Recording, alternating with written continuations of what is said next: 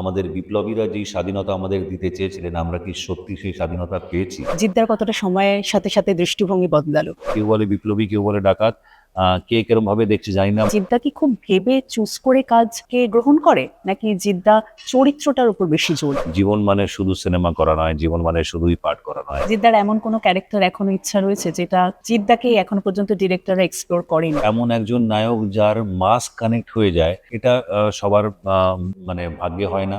যারা সিনেমা হলে আসা বন্ধ করে দিয়েছিলেন, তারা সবাই সিনেমা হলে আসা শুরু করে দিলেন সাথী সিনেমা থেকে। বছরে 2 বছরে একটা করে সিনেমা এলে হবে না। আমার নিন্দুকেরা কি বলছে সেটার পেছনে না ছুটে, তথ্যটাকে ওখান থেকে না বার করার চেষ্টা করে আমার সাথে সরাসরি যদি যোগাযোগ করে নেয়, তবে আপনি যদি দেখা वो ट्रेलर है पिक्चर तभी बाकी है मेरे दोस्त। ইতিহাসের পাতায় এমন অনেক মানুষ রয়েছেন যাদের নিয়ে অনেক মতভেদ রয়েছে। কারোর কাছে তারা স্বাধীনতার লড়াকু, তো কারো কাছে তারা আইনের চোখে অপরাধী। তবে প্রশ্নটা থেকে যায়, তার কারণ সময় বদলায়, দৃষ্টিভঙ্গি বদলায়, তবে মানুষের মানসিকতা কি বদলায়? কাউকে যদি আমরা বিপ্লবী বলি, তাকে কি আবার ডাকাতও বলা যায়? এই প্রশ্নটাই এখন সবার মাথায় ঘোরাফেরা করছে, তার কারণ সিনেমার মুক্তি আর মাত্র কিছুদিন বাকি। তবে সেই সিনেমায় যাকে আমরা দেখতে পাচ্ছি অনেকদিন পর, আমাদের ভীষণ পছন্দের, কাছের এবং প্রিয় মানুষ আমাদের সাথে রয়েছেন, none other than Jidda. Welcome Jidda. Thank you very much. কেমন আছো? খুব ভালো আছি, থ্যাংক ইউ। আপনি কেমন আছেন? খুব ভালো আছি জিদ্দা। এবং এই যে শুরুটা এতটা পজিটিভিটি দিয়ে হয়, তখন মনটা আরো বেশি ভালো হয়ে যায়। Wonderful, yeah, thank you. যেটা এই যে সবার আগে যে প্রশ্নটা আগে আসে সেটা হচ্ছে যে সময় যত বদলায়, তত মানুষের মানসিকতা বদলায়, তত দৃষ্টিভঙ্গি বদলায়। জিদ্দার এতগুলো বছর ইন্ডাস্ট্রিতে, 2 দশকেরও বেশি সময়, জিদ্দার কতটা সময়ের সাথে সাথে দৃষ্টিভঙ্গি বদলালো? রেলেভেন্ট থাকার জন্য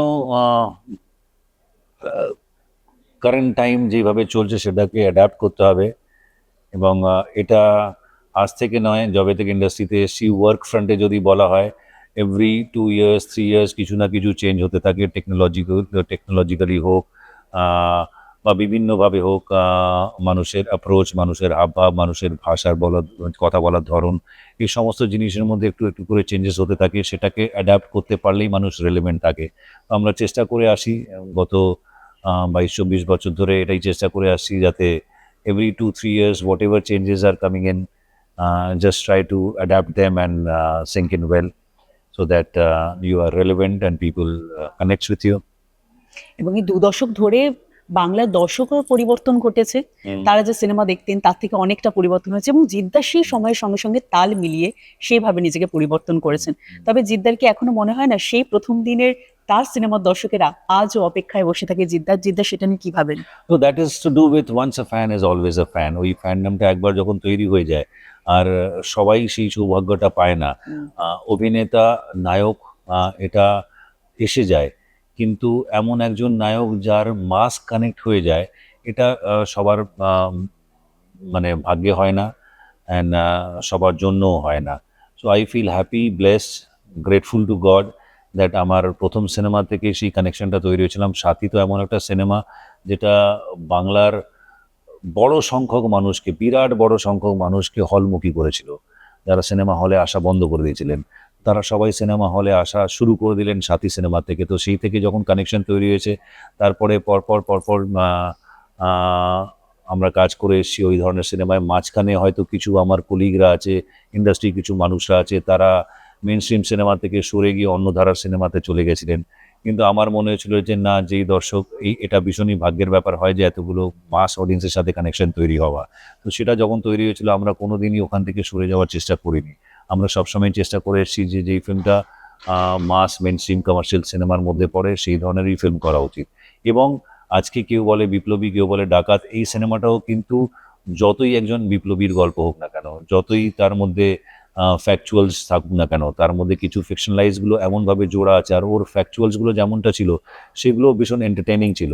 তো তাই আমার মনে হয় যে কেউ বলে বিপ্লবী, কেউ বলে ডাকাত, কে কিরমভাবে দেখছে জানি না, বাট এই ফিল্মটা কমপ্লিটলি একটা মেন স্ট্রিম জনরার ফিল্ম। এই ফিল্মের মধ্যে সেই সমস্ত কোশ্চেনগুলো আছে যেগুলো মানুষকে এন্টারটেইন করবে। এবং জিদ্দাকে আমরা তার কিছু বছর আগে একটা সিনেমার স্টান্টের একটা ভিডিও ভীষণ ভাইরাল হয়েছিল, যে জিদ্দা নিজে স্টান্ট করেন আর কি।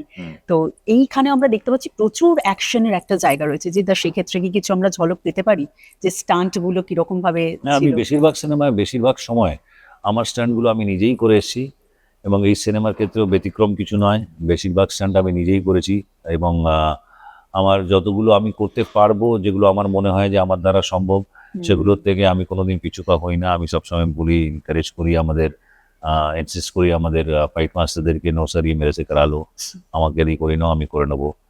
অ্যান্ড তাতে কি হয়, কোনো রকমভাবে শর্টে চিট করার কোনো ব্যাপার থাকে না। You show what it is, how it is. এবং জিদ্দার এই কথা থেকেই প্রমাণ পাওয়া যায় শুধুমাত্র শর্টে চিট করা না, জিদ্দা তার দর্শকদের সঙ্গে কখনো চিট করেন না। তিনি খুব সময় কমে আসেন, যে যখন আসেন তখন একটা মাস পিপলকে তিনি এন্টারটেইন করেন, তার যে কোনো অভিনয় দিয়ে আমরা দেখতে পাই। চেষ্টা করে যাই তাই, কারণ মানে আমি জানি যে এই আনকন্ডিশনাল ভালোবাসা, এটাকে যে ভালোবাসা আমি পাই বা আমার মতন মানুষ যারা পায়, তাকে ফিরিয়ে দেওয়ার জন্য আমার কাছে আপাতত একটাই অস্ত্র আছে, সেটা হচ্ছে আমার সিনেমা। সেই সিনেমার মাধ্যমেই, বিনোদনের মাধ্যমেই আমি মানুষকে আমার ভালোবাসা বলো, আন্তরিকতা বলো, সেটা ফিরিয়ে দিতে পারি। যেটা শুধুমাত্র নায়ক হওয়া, যেটা ঠিক এক্ষুনি কথা হলো যে সিনেমা একটা মাধ্যম, কিন্তু এই জায়গাটা যখন ধরে রাখা হয় সেই দিকে কিন্তু দর্শকদের এই দিকেও নজর থাকে যে সেই মানুষটা তার প্রাইভেট লাইফে কিরকম। ঠিক যেরকম ফ্যামিলি ম্যান বলে জিদ্দাকে একেবারেই ধরা হয়, জিদ্দা যখন সিনেমায় রয়েছেন তখন সিনেমার ক্ষেত্রে, সিনেমার বাইরে তিনি ভীষণভাবে একজন ফ্যামিলি ম্যান। সেটাকে কতটা এনজয় করেন, কারণ দর্শকরা সেই বিষয়টাকেও ভীষণভাবে আইডলাইজ করেন। আমার কাছে মনে হয় যে কাজ আমাদের জীবনের অংশ, এবং আহ, সংসারকে নিয়ে চলা, বন্ধু বান্ধবকে নিয়ে চলা, নিজের সম্পর্কগুলোকে গুছিয়ে চলা, জীবন এটাই। জীবন মানে শুধু সিনেমা করা নয়, জীবন মানে শুধুই পাঠ করা নয়।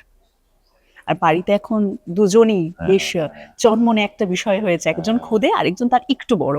হ্যাঁ, আরো বাচ্চারা আছে বাড়িতে, বাট সব থেকে ছোটটা এসছে, তার এখন প্রায় 3 বছর হতে চললো। মাতিয়ে রাখছে। তো সে সবাইকে মাতিয়ে রাখছে, বিকজ বাকিরা ওর থেকে সবাই বড়।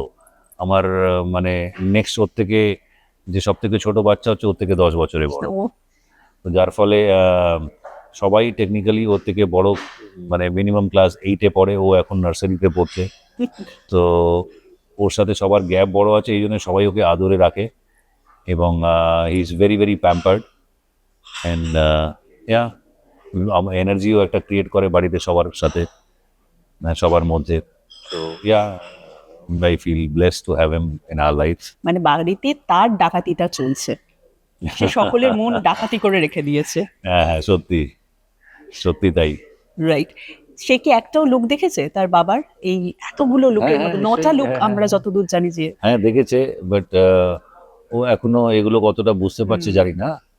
ও কিন্তু আমার অনেক কিছু দেখে, তার মধ্যে আমার সিনেমার গানও দেখে। আচ্ছা, হ্যাঁ এতটা যখন আড্ডা হচ্ছে এবং জিদ্দা যখন এতদিন বাদে আমরা পেয়েছি, এত বছর সময় পর, তো চায় পে চর্চা তো হতেই পারে হ্যাঁ, জিদ্দা। এই জন্য চা আনানো হলো না। একদম, থ্যাংক ইউ সো মাচ। এবং জিদ্দার একটা সিক্রেট আমরা আর কি জানতে পারলাম এই মুহূর্তে।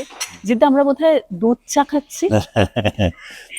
আমি চা পার্সন আর কি, হুম, আমি চা খোর। আচ্ছা, আমার দুধ চাই ভালো লাগে, বেশ। এইটা তো জানার পর আমার মনে হয় দুধ বাট চা। একটাই খাই, বিকেল বেলার দিকেই খাই একবার। তাহলে কি এইভাবে আমি ডায়েটটাও জেনে নিতে পারবো জিদ্দা? না, আমি মোটামুটি স্ট্রিক্ট ডায়েটেই থাকি রাউন্ড দ্য ইয়ার, অ্যান্ড কোনো টার্গেট থাকলে আরো বেশি স্ট্রিক্ট হয়ে যায়, টার্গেট না থাকলে একটু লুজেন্স রাখি। রাইট। যেটা এইটার মধ্যে থাকতে গেলে ঠিক কেউ বিপ্লবী, কেউ বলে বিপ্লবী, কেউ বলে ডাকাত, এই সিনেমাটায় প্রচুর ট্রান্সফরমেশন আমরা দেখতে পেয়েছি জিদ্দার মধ্যে। জিদ্দার ওই সময় একটুখানি শুনতে চাইবো যে এই জার্নিটার মধ্যে দিয়ে কিভাবে, কতদিন সময় লাগলো নিজেকে mentally and physically. Aesthetically, physically এটাকে অ্যাচিভ করার জন্য সঞ্চিতা ভট্টাচার্য যে কস্টিউম করেছে এবং সোমনাথ কুল্লু যে মেকআপ করেছে, এদের দুজনের বড় ভূমিকা আছে। আর ইমোশনালি, মেন্টালি, সেরেব্রালি ওটাকে অ্যাচিভ করার জন্য আমি একটা 3-3.5 মাসের হোমওয়ার্ক করার সুযোগ পেয়েছিলাম, যেখানে আমি পুরো স্ক্রিপ্টটা ভালো করে পড়ে প্রত্যেকটা ক্যারেক্টারকে আলাদা করে কি করে ডিফাইন করা যেতে পারে সেই ভাবনা চিন্তাগুলো আমার মতন করে ভেবেছিলাম, এবং এক্সিকিউটও করেছি। এবার যখন রিলিজ করবে তখন মানুষ বলবে, বিচার করবেন যে কতটা হয়েছে, ঠিক হয়েছে না ভালো হয়েছে না খারাপ হয়েছে, কি হয়েছে, মানুষ বলবে। যেটা অনেকটা সময়, এবং সেই সময় এটা কি প্রথম থেকেই জিদ্দার মধ্যে ছিল? কারণ জিদ্দার আমরা যদি ন্যাশনাল প্রজেক্টও দেখি, তাহলে সেক্ষেত্রেও দেখেছি জিদ্দা কি খুব ভেবে চুজ করে কাজ কে গ্রহণ করে, নাকি জিদ্দা চরিত্রটার উপর বেশি জোর দেয়? না, কোনটা গল্প সামনে এবং চরিত্র দুটোই। প্রথমে গল্প, তারপরে চরিত্র। কারণ আমার বিশ্বাস যে সিনেমা দেখার পরে যখন মানুষ হল থেকে বেরোয়, তখন চারটে জিনিস তাদের মাথায় থাকে, not maybe in the same order, but মোরলেস similar order. এক হচ্ছে গল্প, তারপরে চরিত্র, তারপরে হচ্ছে মিউজিক, তারপরে ডায়লগ। তো এই চারটে জিনিস মানুষের মনে থাকে। তো গল্প, সর্বোপরি গল্প। রাইট। তো আমার কাছে ভালো গল্প, not so strong character, I am okay with that. Not so good গল্প but strong character, no I am not good with that. আমার কাছে গল্প ইম্পর্টেন্ট হওয়াটা ভীষণ ইম্পর্টেন্ট আছে। কারণ মানুষ সেটা এনজয় করে। জিদ্দার রিসেন্ট দেখা কোনো সিনেমা যেটা জিদ্দার এখনো খুব পছন্দ হয়ে রয়েছে বা মাথায় ঘুরছে? এই তো লাস্ট স্পাইডারম্যান দেখে এলাম বাচ্চাদের সাথে গিয়ে। But that's a Hollywood content. ওদের স্কেল, ওদের ভিশন আলাদাই থাকে, অ্যান্ড মার্কেটটাও বিশাল বড়। আর ওটিটিতে আমি লাস্ট দেখলাম প্রীতম পেট্রো, বেশ সুইট মিষ্টি, ভালো লাগলো। আর রাজকুমার হিরানির কাজ এমনি আমার ভালো লাগে, আমি ওনার ফ্যান, তো এটাও ভালো লাগলো।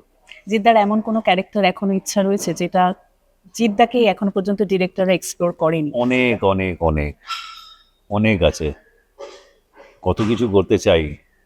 জাস্ট এই গতিতে চললে হবে না, স্পিড বাড়াতে হবে। বছরে 2 বছরে একটা করে সিনেমা এলে হবে না। সেটা জিদ্দা নিজে বলছেন। হ্যাঁ, আমি তো চাই না এইভাবে, বাট এটা হয়ে ওঠে মাঝে মাঝে, এরকমটা হয়ে যায়। ঈশ্বর এরকম ভাবেই চায় আর কি। বাট ইয়েস, অফকোর্স, আমি ওই রাইট গল্প, রাইট ক্যারেক্টার না পেলে একটু ডিফিকাল্ট হয়ে যায়। রাইট। হ্যাঁ, জিদ্দা ন্যাশনাল প্রজেক্টে এক্ষুনি বলছিলাম, জেনারেলি আমরা যেটা দেখি যে ন্যাশনাল প্রজেক্টে একটা দারুণ হিউজ সাকসেস জিদ্দা তার ঝুলিতে ভরে নিয়েছে এবং দর্শকদের কাছেও ভীষণভাবে গ্রহণযোগ্য হয়েছে। তারপরে জিদ্দাকে নিয়ে অনেকেই ভেবেছিলেন জিদ্দাকে এবার একটু ন্যাশনাল প্রজেক্টে বেশি কনসেন্ট্রেট করবে, কিন্তু জিদ্দা আবারও প্রমাণ করেছে তিনি বাংলারই ছেলে এবং বাংলায় আবার তিনি সিনেমা করছেন। বাংলা তো আমি কোনোদিনই ছাড়বো না, কারণ আমার এখানে যেই ভালোবাসা, যেই পরিচিতি মানুষের সাথে তৈরি হয়েছে, যেই ভালোবাসা তৈরি হয়েছে, সম্পর্ক তৈরি হয়েছে, সেটা আমার কাছে সবসময় প্রথম প্রায়োরিটিতে থাকবে। কিন্তু ইয়েস, হিন্দিতে কাজ যদি আসে, I would love to do that, do then. কিন্তু I have to resonate with the characters, আমাকে কানেকশনটা তৈরি হতে হবে। আমার যদি মনে হয় যে this character or the story or the character both are excited enough, then I would love to do them.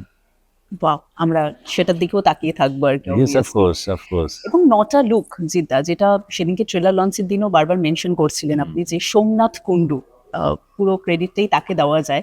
Somnath দার হাত ধরেই নটা লুকের চেঞ্জ। কতক্ষণ সময় লাগতো জিদ্দার, মানে 2 ঘন্টা, 2.5 ঘন্টা। যদি হাই প্রস্থেটিক্স যেগুলোতে আছে সেগুলোতে বেশি সময় লাগতো। ফর এক্সাম্পল, এটা একটু বেশি প্রস্থেটিক্স আছে, এটাতে সময় লেগেছে। ওখানে ওই চারটে লুক আছে, ওই চারটের মধ্যে এক্সট্রিম লেফট অ্যান্ড এক্সট্রিম রাইটের মধ্যে প্রস্থেটিক্স আছে, তো ওটাতে বেশি সময় লেগেছে। Which one is your favourite? Extreme রাইটে যেটা আছে, ওটা আমরা আলাদাভাবে ক্যামেরায় দেখিয়ে দেবো। ডিরেক্টরের লুকটা। আচ্ছা, আমার ভীষণ মজা লেগেছে ওটা করতে, ওই লুকটাও আমার ভীষণ ইন্টারেস্টিং লেগেছে। বেশ, সেরকম একটা টাইম বেশি লেগেছে। আর জিদ্দার সব থেকে ক্রুশিয়াল কোনো একটা সিন ছিল যেটা করতে গিয়ে জিদ্দা ভীষণভাবে কানেক্টেড হয়ে গেছে চরিত্রটার সাথে, বা ওই পুরো moment পুরো টাতে? ম্যাটেরিয়ালটাই ইন্টারেস্টিং লেগেছে। অনন্তর ওই জার্নি, ওই প্রসেস, তার স্যাক্রিফাইসেস, তার সংঘর্ষ, সব জিনিসই আমাকে ভীষণ অ্যাট্রাক্ট করেছে। I thought like such a fascinating such a fascinating journey, such a fascinating character Anantalal Singh is. Right, সেটা দেখার জন্য দর্শকেরা মুখিয়ে থাকবেন আর কি, কারণ ট্রেলার তো সেরকমই কথা বলছে, সেটার দিকেই সকলে হ্যাঁ, তাকিয়ে রয়েছে। ট্রেলার দেখার পরে ওই যে একটা কথা আছে না, যে अभी आपने जो देखा है वो ट्रेलर है, पिक्चर तो अभी बाकी है मेरे दोस्त। তো আমি এই লাইনটাই এখন বলতে পারি যে ফিল্মের মধ্যে there is a lot more. ট্রেলারের মধ্যে আমরা যতটুকু দেখিয়েছি, it is just to attract people, but there is a lot more in the story. যেটা এরকম কোনো চ্যালেঞ্জিং সিন রয়েছে যে সিনটায় নিজেকে নিজেকে নিজে চ্যালেঞ্জ করা হয়েছে, বা অপোনেন্ট যে ছিল তাকে একটা সিনের জন্য আমাকে একটু বেশি প্রিপারেশন করতে হচ্ছে, বিকজ একটা বড় মনোলগ ছিল সেই জায়গাটায়, অনেকটা ডায়লগ শুধু আমার মুখেই আছে। তো সেই সিনটার জন্য আমি মানে মুখস্থ যদি বলো, আমি 3 মাস আগে রেডি ছিলাম, স্ক্রিপ্ট শুটিং এর 3 মাস আগে। মানে আমি কমসে কম ওই সিনটা শুটিংয়ের আগে 250-300 বার প্র্যাকটিস করেছিলাম। জিদ্দার তাহলে এই সিক্রেটটাও রয়েছে, তিনি এখনো কোনো চরিত্র রেডি করতে গেলে নিজেকে এরকম একটা প্র্যাকটিসের মধ্যে দিয়ে নিয়ে যান। ওয়াও! জিদ্দা সেনকে ট্রেলার লঞ্চ একটা দারুণ স্টেজে মোমেন্ট ক্রিয়েট হয়েছিল। কাঞ্চনদা যখন শেয়ার করছেন একটু নস্টালজিয়াও ভেসেছেন তিনি। হ্যাঁ, সাথীকে নিয়ে যে সাথীর সাথে যে কথাগুলো জড়িয়ে রয়েছে সেই জিদ্দার সঙ্গে তার কাজ এই সিনেমাতেও। তো সেই মুহূর্তটা জিদ্দা কখনো নস্টালজিয়ায় কি ভাসে সাথী নিয়ে, যেহেতু সেটা দিয়ে শুরু আর কি। কিছু কিছু জিনিস আছে যেগুলো মেমোরির মধ্যে খুব সুন্দরভাবে গেঁথে আছে, but I believe in moving forward in life, I believe in staying in present, okay, not to think much about past and future. Okay, তো এই জন্য আমার খুব বেশি পাস্টে কি ঘটে গেছে না ঘটে গেছে সেগুলো নিয়ে মানে বেশি কথা বলার সময়ও থাকে না। অ্যান্ড আমার অ্যাটিটিউডটাও ওরকম নয়, অ্যাপ্রোচটাও ওরকম নয় যে আমরা পাস্ট নিয়ে পড়ে থাকবো। বাট মাঝে মাঝে ওগুলো যখন স্মৃতি হিসেবে আসে ভালোই লাগে, এরকম নয়, বাট ওটা নিয়ে পড়ে থাকবো, ওটা নিয়ে লেগে থাকবো, নো, নট দ্যাট ওয়ে। সময় আরো এগোচ্ছে, তার সাথে সাথে এগিয়ে যাওয়া। And enjoy the present, no, be awaken. মানুষকে জাগৃত থাকা উচিত এবং প্রেজেন্টকে নিয়ে থাকা উচিত। If you want to avoid or ignore, or you want to stay away from all the distractions of life.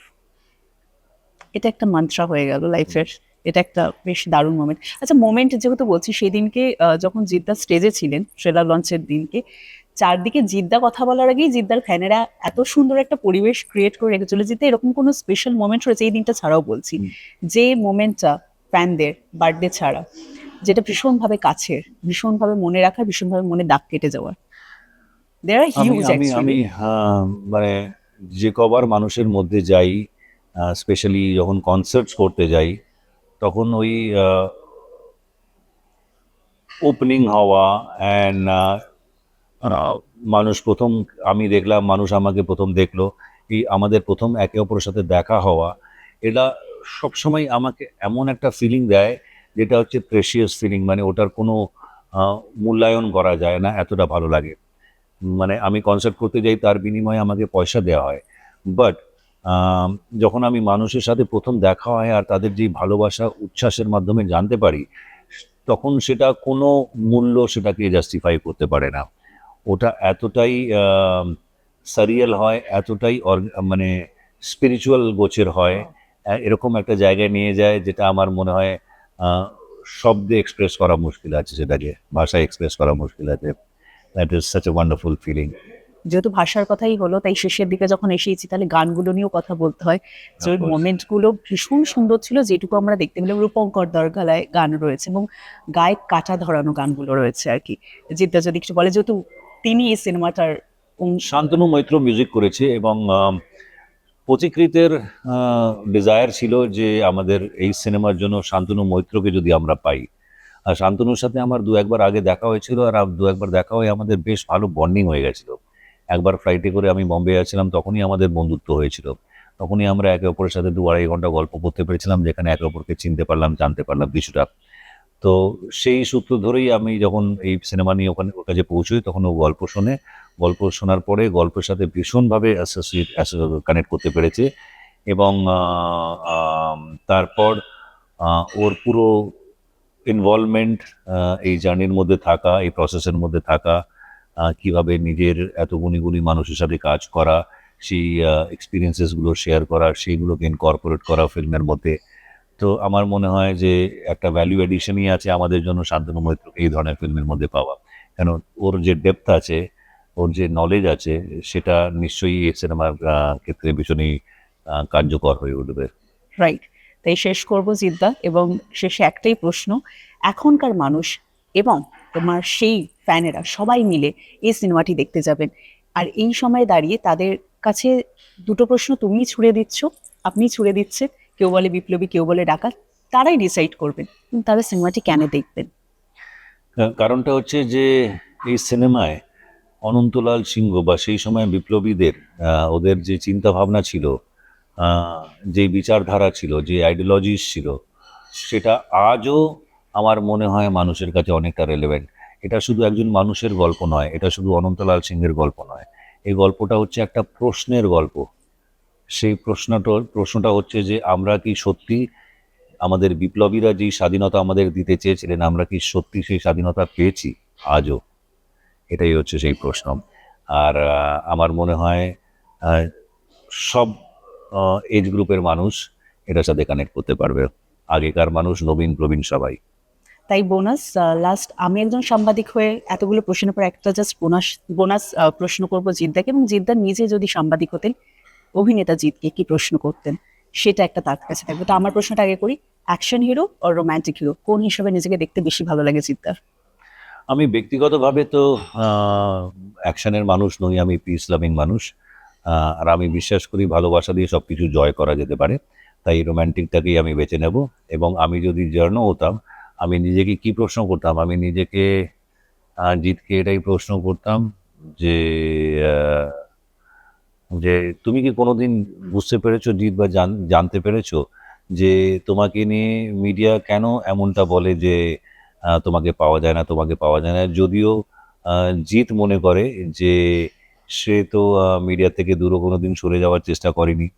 তো মিডিয়া কেন এমনটা বলে? এমন এমন জিনিস আছে শোনা যাচ্ছে, নিন্দুকেরা বলে, কেন এসবের মধ্যে মিডিয়া পড়ে? মিডিয়াকে যদি কিছু জানার থাকে সরাসরি আমাকে জিজ্ঞেস করে নি, আমার নিন্দুকেরা কি বলছে সেটার পেছনে না ছুটে, তথ্যটাকে ওখান থেকে না বার করার চেষ্টা করে আমার সাথে সরাসরি যদি যোগাযোগ করে নেয়, সেটা আমার পিআরের মাধ্যমে হোক আর ডাইরেক্টলি হোক, তাহলে আমার মনে হয় আমাদের সম্পর্কটা, এই অভিযোগের জায়গাটা সম্পর্কের মধ্যে আরো কমে আসবে, আরো থাকবে না। এবং সেটা শুধুমাত্র ভালোবাসার জায়গা হবে, কারেক্ট। যেটা জিদ্দা সবসময় পছন্দ করে, পিস লাভিং আমরা জানি। তাই আমাদের চাটা বোধহয় ঠান্ডা হয়ে যাচ্ছে জিদ্দা। আমার তো খাওয়া হয়ে গেছে ও, আচ্ছা ঠিক আছে, তাহলে বাকিটা আমরা চাটা শেষ করছি। চাটা আর খেতে খেতে আড্ডা শুধু করবো। অপেক্ষা দর্শকদের আর মাত্র কিছু দিনের। ইয়েস, তো 14ই অগস্ট রিলিজ করছে আমাদের সিনেমা, কেউ বলে বিপ্লবী, কেউ বলে ডাকাত। সিনেমা হলে সবাই যাবেন, সপরিবারে সকলের সাথে গিয়ে সিনেমাটা দেখবেন। এমন একজন আনসাং হিরো, একজন বিপ্লবীর গল্প। সে অ্যাকচুয়ালি বিপ্লবী না ডাকাত সেই বিচারধারা আমরা বলতে চাইছি না আপনাদের কাছে, আপনারা এই সিনেমা হলে আসুন এবং আপনারাই বিচার করুন যে আসলে সে কি ছিল। থ্যাংক ইউ, দেখা হচ্ছে সিনেমা হলে, আশা করি আপনাদের সিনেমাটা ভালো লাগবে। Thank you.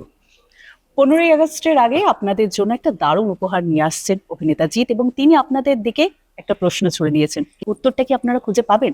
সেটার উত্তর তো আবার খুঁজে পেতে গেলে অবশ্যই আপনাদের যেতে হবে নিকটবর্তী প্রেক্ষাগৃহে 14ই আগস্ট, এবং দেখতে হবে কেউ বলে বিপ্লবী, কেউ বলে ডাকাত। আর এরকম আরো একটা দেখার জন্য অবশ্যই নজর রাখুন আমাদের চ্যানেলে।